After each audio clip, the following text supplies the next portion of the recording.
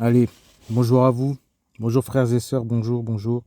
Nous sommes le mardi 7 mars 2025. Mardi 7 mars 2025.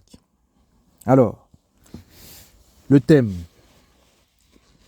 Le thème aujourd'hui, c'est qu'est-ce que l'Église? Qu'est-ce que l'Église? Qu'est-ce qu'une Église? Qu'est-ce qu'une Église aujourd'hui? Alors, dès qu'on pense à une Église, on pense tout de suite à un lieu, à un bâtiment, un endroit, derrière des murs en fait. Dès qu'on parle de l'Église, on pense toujours à un lieu de rencontre, situé entre des murs. Mais ce n'est pas ce que nous dit la Bible, ce n'est pas ce que nous apprend la parole. Depuis la venue du Seigneur sur terre, l'Église, selon la Bible, selon Dieu, a une autre dimension aujourd'hui. On va aller en 1 Corinthiens 3, verset 16. 1 Corinthiens 3, verset 16. Alors.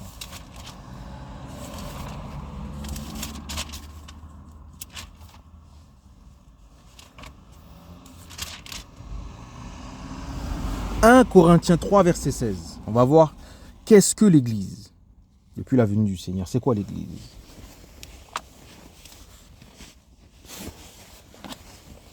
1 Corinthiens 3, verset 16. Ne savez-vous pas que vous êtes le temple? Ne savez-vous pas que vous êtes le temple?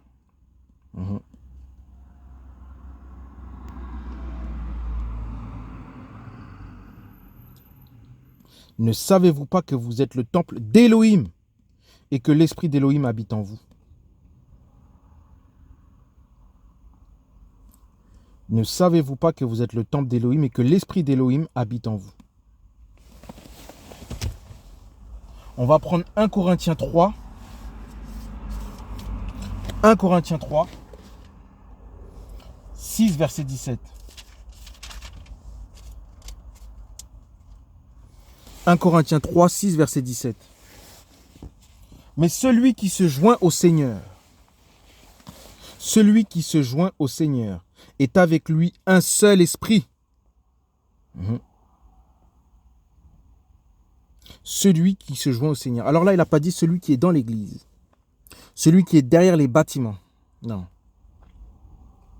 Il n'a pas dit celui qui se rend à l'église. Il a dit celui qui se joint au Seigneur est un avec lui. Là, on ne parle pas d'église, on ne parle pas de bâtiment. C'est vrai, dans l'Ancien Testament, il y avait des temples, des synagogues, voilà, c'est vrai. Mais aujourd'hui, on va prendre encore un passage. On va descendre plus bas. 1 Corinthiens 6, verset 19. On va travailler sur ces trois passages. 1 Corinthiens 6, verset 19. Ne savez-vous pas que votre corps est le temple du Saint-Esprit, qui est en vous? Voilà. Et que vous avez reçu d'Élohim et qui ne vous appartenait pas à vous-même. Donc là, on a lu trois passages où on voit qu'on nous dit clairement que nous, croyants, serviteurs du Seigneur, nous sommes le temple de Dieu. 1 Corinthiens 6, verset 19 nous dit « Ne savez-vous pas que votre corps est le temple du Saint-Esprit qui est en vous et que vous avez reçu Élohim ?» Depuis la venue du Seigneur le Mashiach, il faut savoir que l'Église, ce qu'on appelle l'Église, c'est nous. Donc c'est ce qu'il faut comprendre, ce n'est pas des murs, ce n'est pas des bâtiments construits de la main d'homme. Non. Lorsque Jésus va venir récupérer son Église à la fin des temps, enlèvement, il ne va pas prendre les bâtiments construits de la main d'homme. Il ne va pas enlever les murs. Ce n'est pas les murs qu'il va prendre. C'est les esprits qui lui appartiennent. C'est ce qu'il va prendre. Ce sont ces personnes-là qui vont être élevées. Les esprits qui appartiennent au Seigneur. Donc d'après la Bible, l'Église, c'est toi, c'est moi, c'est tout véritable serviteur de Dieu. Mais ce n'est pas un bâtiment. On nous fait croire qu'il faut aller à l'église. Je ne dis pas qu'on ne doit pas aller à l'église, oui. On peut y aller, mais on n'est pas obligé d'aller à l'église. C'est ça le véritable évangile. On n'est pas obligé. Parce qu'à partir du moment que tu crois véritablement, le Seigneur va te diriger dans tout ce que tu fais. Si tu veux y aller, tu peux, mais si tu ne veux pas y aller, tu n'es pas obligé. Abraham, c'est le père de la foi. Le père. Voilà. Dans quel passage c'est noté que Abraham, il est parti dans une église? Il est parti dans un temple? Non, il a servi Dieu de tout son cœur. Voilà. Moïse, qui a été élevé chez Pharaon. Mais nulle part, c'est mentionné qu'il se rendait chaque jour dans un lieu de prière. Non. Les différents personnages qui ont été utilisés dans la Bible. Regardez bien qu'il y avait des synagogues. À l'époque, il y avait déjà des synagogues. Il y avait déjà des temples, oui. Mais il n'est pas dit qu'ils se rendaient régulièrement dans ces lieux. Ils croyaient en Dieu, ils servaient Dieu de tout leur cœur. Ils n'étaient pas rattachés à une église, ou à un lieu, ou à un temple. Je n'ai pas dit qu'il ne faut pas y aller, mais ce n'est pas le plus important.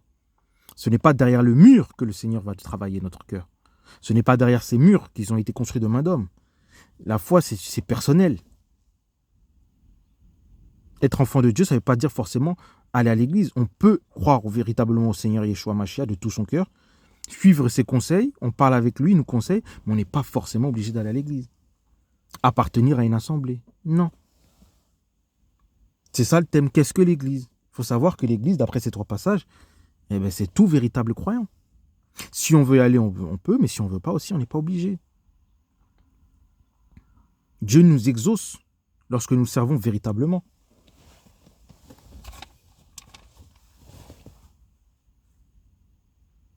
On prend un passage, 1 Timothée 2, verset 8. On va aller à 1 Timothée 2, verset 8. On va comprendre ce que dit la Bible.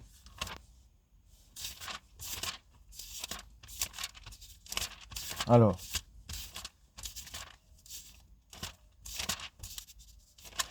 « 1 Timothée 2, verset 8.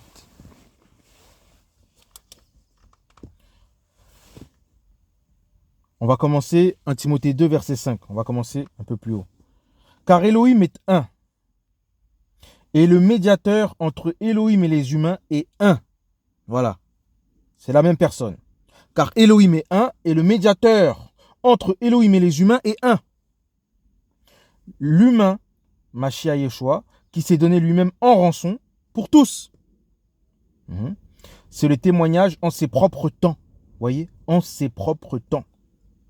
C'est-à-dire qu'effectivement, avant, il y avait des temples, comme je dis.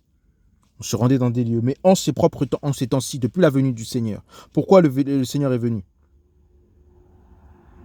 Parce qu'ils n'ont pas respecté la Torah qui leur avait été donnée.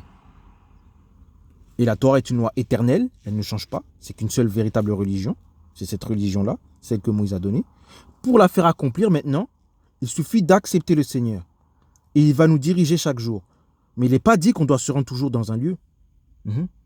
Pour lequel j'ai été établi prédicateur, apôtre, je dis la vérité en Mashiach. Je ne mens pas.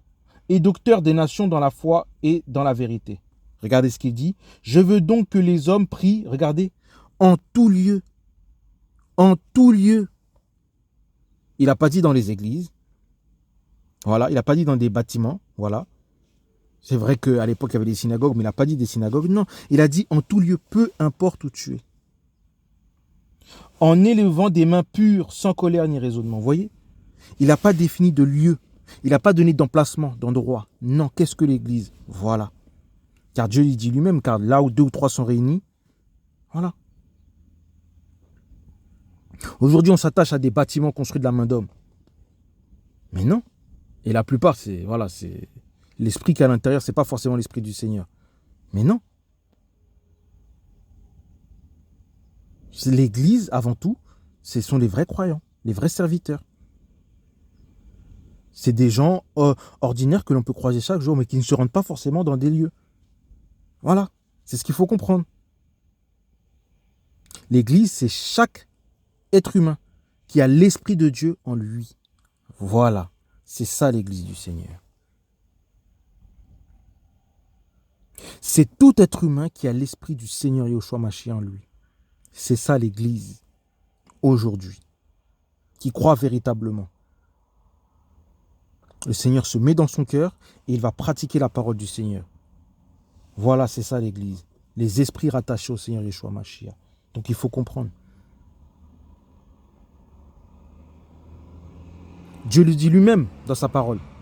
On est dans ce monde, mais on n'est pas de ce monde. C'est ce qu'il faut comprendre. L'Église, ce n'est pas une assemblée. Voilà. Ce sont les enfants du Seigneur, les véritables enfants du Seigneur. C'est ça l'Église.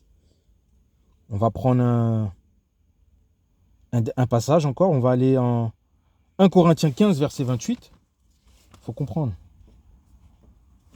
1 Corinthiens 15, verset 28. Alors, regardez ce qu'on nous dit en 1 Corinthiens 15, verset 28, justement, pour le retour du Seigneur. Regardez, il n'y a pas de bâtiment, il n'y a pas de mur, regardez. Regardez ce qu'on nous dit, 1 Corinthiens 15, verset 28. Et quand toute chose lui aurait été soumise, alors le Fils lui-même sera soumis à celui qui lui a soumis toutes choses, afin qu'Élohim, regardez, soit tout en tous. Voilà. Même à la fin des temps, vous voyez, c'est Dieu qui vit en nous. C'est ça l'Église. Afin qu'Élohim soit tout en tous. Il n'y a pas de bâtiment. Il n'y a pas de lieu. Comme je dis toujours, la foi, c'est une relation personnelle avec Dieu. Soit tout en tous ses enfants. C'est ça l'Église. C'est des vrais serviteurs. On va prendre encore un dernier passage. Encore un autre. Comprendre une Église. On va prendre Actes des Apôtres, on va prendre le chapitre 12. On va comprendre. Actes des Apôtres, chapitre 12. Alors. Or, en ce même temps, le roi Hérode mit la main sur quelques-uns de l'assemblée pour les maltraiter. Et il fit mourir par l'épée Yaakov, le frère de Yohanan. En voyant que la chose était agréable aux Juifs, il ajouta à cela d'arrêter aussi Pétros. Or, c'était les jours des pains sans levain. On continue plus bas, Actes des Apôtres 12, verset 5. En effet, Pétros était donc gardé dans la prison, mais une prière constante se faisait à Elohim par l'assemblée pour lui. Regardez. On parle d'une assemblée. Actes des Apôtres 12, verset 5. On parle d'une assemblée. En effet, Pétros était donc gardé dans la prison, mais une prière constante, sans arrêt, se faisait à Elohim, regardez, par l'assemblée pour lui. Il priait pour lui pendant qu'il était en prison. Il n'arrêtait pas de prier. C'est une assemblée. Ils se sont réunis. Des vrais serviteurs de Dieu. Alors qu'Hérode, on continue, l'assemblée prie pour Pierre parce qu'il était enfermé. Alors Hérode allait le faire comparaître cette même nuit. Pétros dormait entre deux soldats, liés de deux chaînes. Et les gardes devant la porte gardaient la prison. Et voici qu'un ange du Seigneur. Là, on n'a pas dit que Pierre priait. Peut-être qu'il priait, mais pas autant que l'assemblée. Là, on dit très bien que c'est l'assemblée qui a prié. Un ange survint et la lumière resplendit dans l'habitation. Et frappant Pétros au côté, il le réveilla en disant « Ah non, Pierre dormait. » Vous voyez? Donc, c'est pas Pierre qui a prié. C'est l'assemblée. Il dormait. Il dormait. Lui, il était en prison, mais il dormait. Et en frappant Pétros au côté, il le réveilla en disant « Lève-toi promptement » et les chaînes tombèrent de ses mains. Et l'ange lui dit « Mets ta ceinture et chausse tes sandales. » Et il fit ainsi. Et il lui dit « Enveloppe-toi de ton manteau et suis-moi. » Et étant sorti, il le suivait. Il ne savait pas ce qui se faisait par le moyen de l'ange était vrai, mais il pensait voir une vision. Et lorsqu'ils eurent passé la première et la seconde garde, ils arrivèrent à la porte de fer qui mène à la ville. Elle s'ouvrit à eux d'elle-même et étant sortis, ils s'avancèrent dans une rue. Là, Pierre n'a pas prié. On nous dit clairement que l'assemblée a prié pour lui. Comme l'assemblée s'est rassemblée à prier pour lui, un ange est venu le récupérer. Maintenant, c'est qui cette assemblée? Qui a permis à ce que Pierre soit délivré de la prison? On continue toujours Actes des Apôtres 12. Maintenant, Actes des Apôtres, chapitre 12, verset 12. Quand il eut compris, il alla à la maison de Mariam, mère de Johanan, surnommée Marcos, où un assez grand nombre était réuni et priait. Alors, où est-ce qu'il se rend? À la maison, dans une maison. C'est pas dans une église, c'est pas dans un bâtiment. Dans une maison, ils se sont rassemblés. Pierre, il dormait. Et comme il priait constamment, un ange a été envoyé pour le libérer. Dieu a entendu leurs prières. Dieu les a exaucés, non pas depuis une église, non pas derrière des bâtiments, avec un pasteur ou non. Ils se sont juste rassemblés et ils ont prié et ils ont été exaucés. C'est ça l'église. Voilà. C'est ça l'église d'aujourd'hui. Voilà. Ils étaient dans une maison. Dans une maison.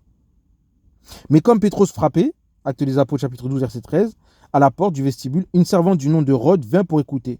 Le vestibule, ils étaient dans une maison. Voilà, c'est ça l'église. Reconnaissant la voix de Pétros et dans la joie, elle n'ouvrit pas le vestibule, mais elle courut, annonçant que Pétros était devant la porte. Pourquoi est-ce que Pierre était là? Parce qu'ils ont prié. Donc c'est ce qu'il faut comprendre. C'est ça l'église. C'est une assemblée de vrais enfants de Dieu. C'est pas des bâtiments. Là, dans tous les passages qu'on a lus, là, on peut voir c'est quoi l'église. Il n'y a pas forcément un pasteur qui dirige, non. Il n'y a pas forcément des bâtiments ou non. Je n'ai pas dit que c'était mauvais, je n'ai pas dit qu'il ne faut pas aller à l'église. J'ai dit le plus important, c'est de servir Dieu d'un cœur sincère. D'être honnête avec le Seigneur. C'est ça l'église. Voilà, c'est ça la vérité. Donc, de nos jours, on nous fait croire que l'église, c'est un bâtiment. C'est les cœurs, c'est les enfants de Dieu. C'est ça l'église. C'est ça la vérité. C'est ça une église. Chaque enfant de Dieu est une église, est un temple d'Élohim. Voilà, c'était ça le thème. Qu'est-ce que l'église? Voilà, c'était ça le thème. Bonne journée à vous.